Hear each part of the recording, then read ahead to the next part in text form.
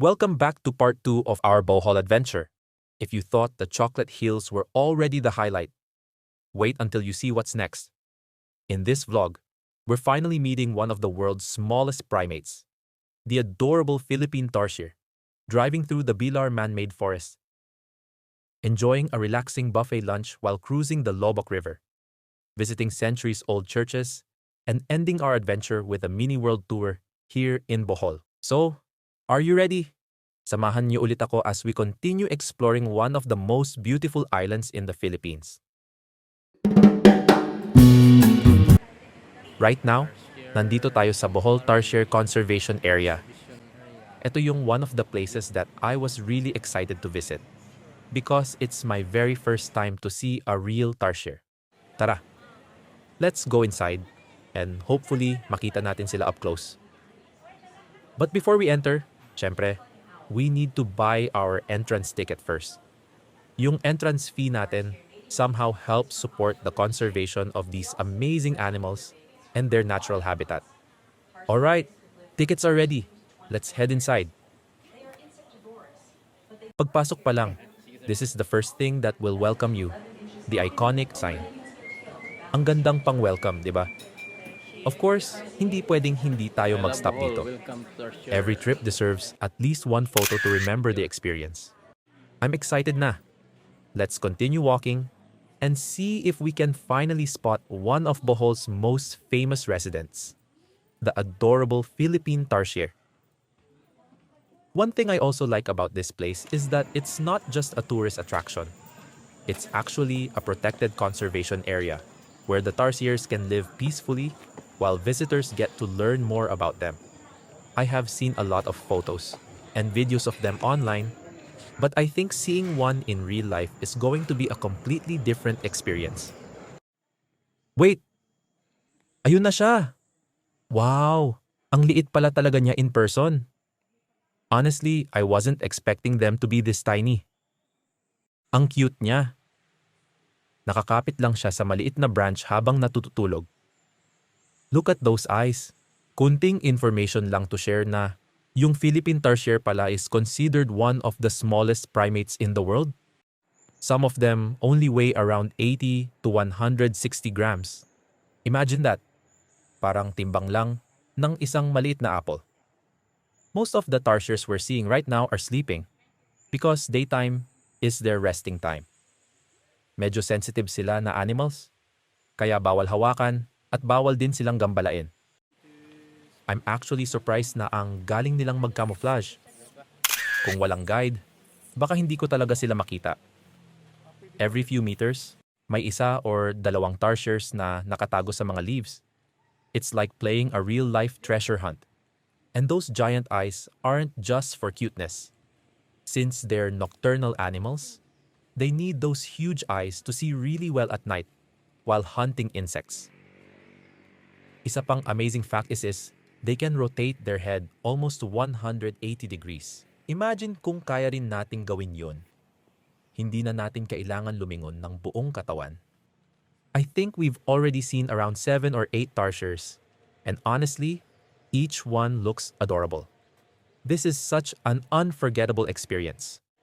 First time ko makakita ng tarsier in real life, and they're even cuter than I imagined. Now, let's continue our Bohol countryside adventure, because our next stop is just a few minutes away. And just a few minutes from the Tarsier Conservation Area, we finally arrived here at the famous Bilar Man-Made Forest. Ang ganda ng vibes dito. Tahimik. Iba talaga kapag nakikita mo na siya with your own eyes. Yung mga mahogany trees on both sides of the road create this beautiful natural tunnel, making the whole place feel so peaceful and refreshing. One challenge lang dito if you're planning to take photos or videos, you really have to be patient. Kailangan mong mag-timing na walang dumadaang sasakyan because this is still an active national road. Alright, let's move on and continue exploring Bohol.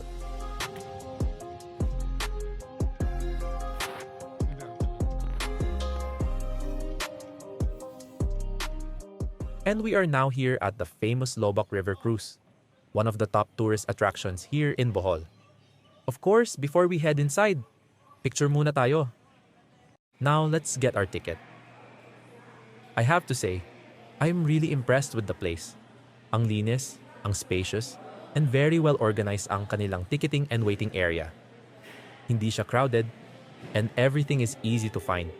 So maganda talaga ang first impression. I think medyo sinwerte tayo today because after I bought my ticket, they told me that the next boat would be leaving in just about 10 minutes. So, no time to waste. As we make our way to the dock, on one side, there's a pond filled with beautiful koi fish. Ang gaganda ng colors nila, and they really add to the peaceful atmosphere of the place. It's a simple detail, but it makes the whole experience even more enjoyable. And listen to this. They even have live musicians welcoming the guests. Ang ganda ng timing, because instead of just walking in silence, you're greeted with relaxing music. It really adds to the experience. I love these small touches. It doesn't feel like you're simply going to ride a boat. Everything here is well maintained, from the gardens to the walkway, and even the atmosphere. And there it is, our floating restaurant. Mukhang ready na tayong sumakay. I'm getting more excited because in just a few minutes, we'll be cruising along the beautiful Loboc River while enjoying a buffet lunch. Let's go!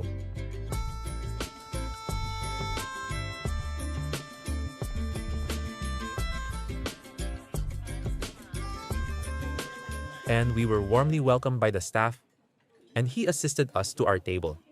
And I think it's perfect because I'll have a great view of the Loboc River. Before we start eating, let's take a quick look at the buffet. Maraming selection of foods. May fried rice, pancit bihon, pork dishes, shrimp, beef caldereta, vegetables, lechon kawali, fried chicken, and of course, some local Filipino kakanin for dessert. I like that there's something for everyone, whether you're into seafood, meat, or traditional Filipino dishes. And here's what I got for my first plate. Everything looks so delicious, and I can't wait to try them all. So let's enjoy our meal. Kain tayo! And now our Loboc River Cruise officially begins. While everyone was busy enjoying their lunch, the boat slowly started cruising along the calm water of the Loboc River. It was such a relaxing experience. Habang kumakain ka, you're also surrounded by lush tropical trees on both sides of the river. Habang nag-e-enjoy kami sa scenery, the staff also entertained all the guests with live music and singing. Napaka-energetic and interactive. Some guests even sang along, clapped, and joined the fun.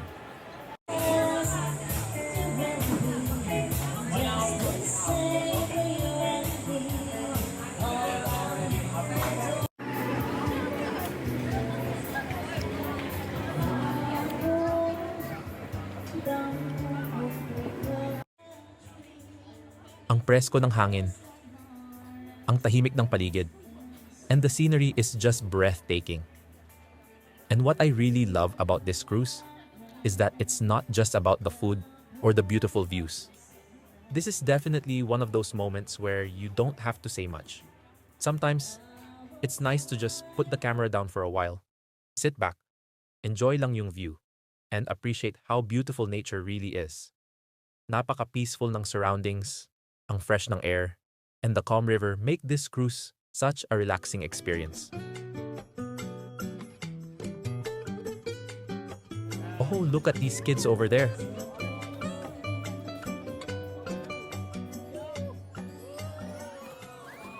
Nung na-notice nila that the boat's passing by, they climbed up the coconut tree and started diving into the river. Ang saya nilang panoorin. You can really see how much fun they're having. Their smiles, laughter, and excitement are so genuine. They weren't performing for anyone. They were simply enjoying the moment. Seeing moments like this reminds you that happiness doesn't always come from expensive things. Sometimes, it's found in the simplest moments, playing with friends, enjoying nature, and making the most of what you have. As we continued our cruise, we passed by this group of local performers who were waiting to welcome the passing boats. Since we were just passing by, We simply waved back, smiled, and of course, took a few photos and videos. But this time, our boat actually stopped at another floating stage, giving us the chance to enjoy a longer cultural performance. Ang saya! Yung mga performers welcomed us with traditional Boholano songs and lively folk dances.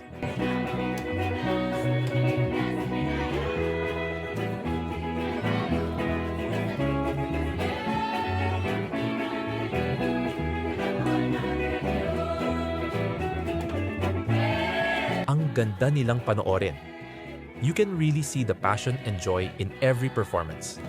Yung kanilang smiles were genuine, and they made every guest feel welcome.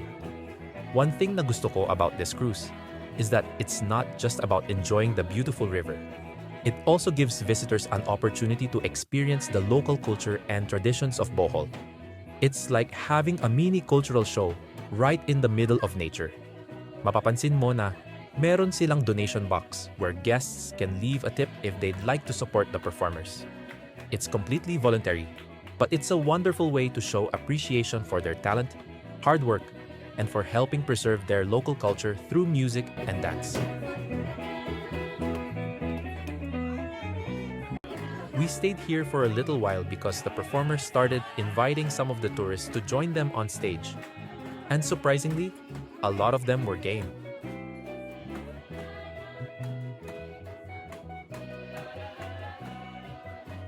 It was so much fun watching everyone dance together.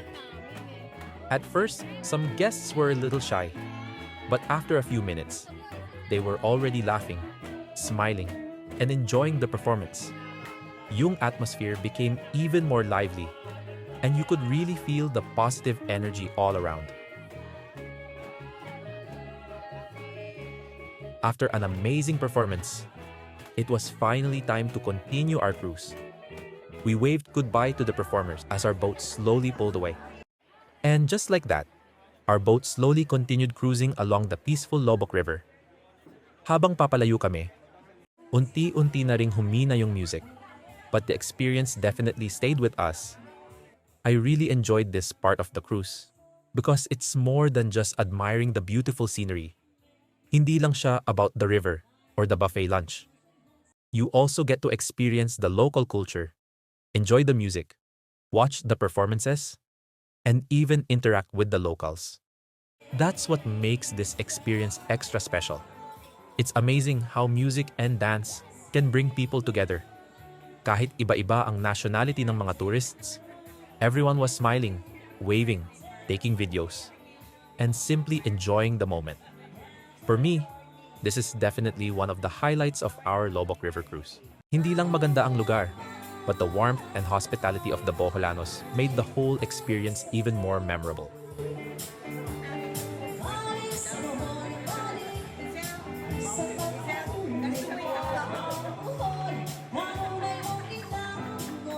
Alright, balik na ulit tayo dito sa Loboc River Cruise Port. Yung whole river cruise lasted for about an hour, and it was worth every minute naman. From the delicious buffet lunch, the relaxing river views, to the cultural performances, it was truly a memorable experience. So, let's continue exploring Bohol. Mayroon pa tayong few more places to visit before heading back.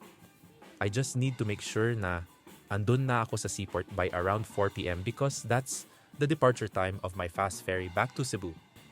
Now, let's head to our next destination and make the most of our remaining time here.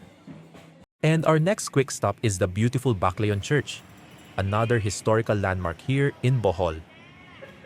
Itong church na ito is one of the oldest Catholic churches in the Philippines. It was established by the Jesuit missionaries in 1596.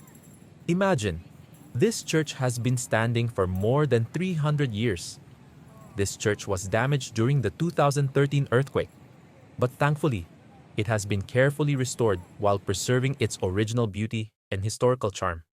Let's go inside for a while since andito na rin tayo. It's the perfect opportunity to say a little prayer.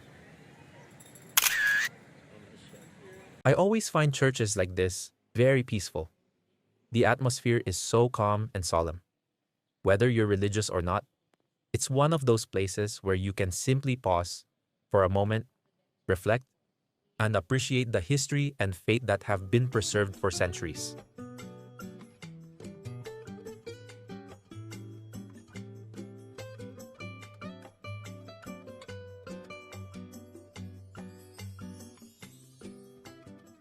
And our next stop is the famous Sandugo Shrine.